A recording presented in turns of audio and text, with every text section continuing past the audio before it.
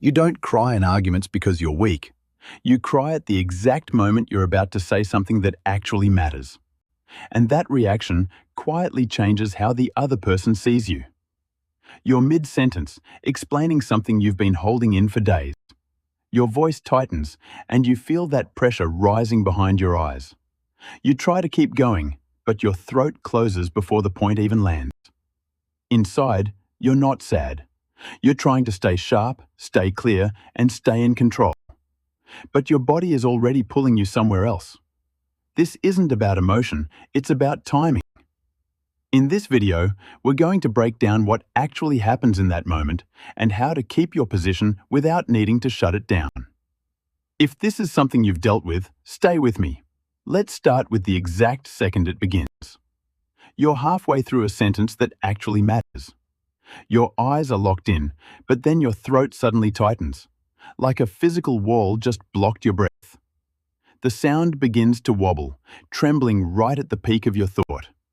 You swallow hard, quickly looking away to hide the loss of control. But your lips are already vibrating before you can tell them to stop. Your nervous system is surging too fast. It isn't waiting for you to finish your point. Too late. It doesn't start with tears streaming down your face. It starts with a sentence that shatters right when you need it to be strong. You think your body is sabotaging you. But the truth is, it isn't choosing the same goal you are. You're trying to explain something with perfect clarity, but your heart starts racing and your hands go cold. You have to stop for air before you can even finish the thought. Your brain is reading this conflict as a direct threat. It's triggering a shutdown to cool the system, prioritizing safety over your need to win the argument. Different goal. You want to be understood. Your body just wants you to be safe. And when those two things don't align, one of them has to lose. The second your eyes gloss over, something shifts. It isn't happening inside you, it's happening in the room. The person across from you tilts their head. Their gaze moves from listening to analyzing. They interrupt you, or they start speaking slower with that cautious tone. Your tears have become a social signal. Their brain has stopped processing your message and started reading your vulnerability.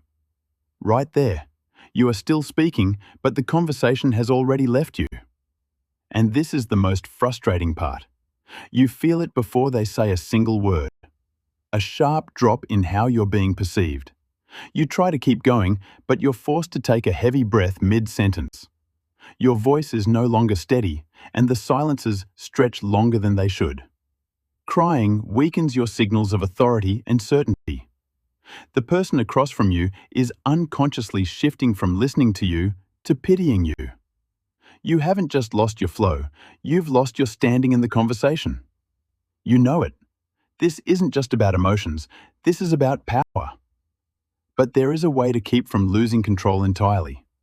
You don't need to hide it, you need to name it first. The tears have fallen, but keep your eye contact, even if it's imperfect. Speak slower, but do not stop. Labeling your state keeps your brain's logic online. It locks down their interpretation before they can label you as weak or out of control. Say it.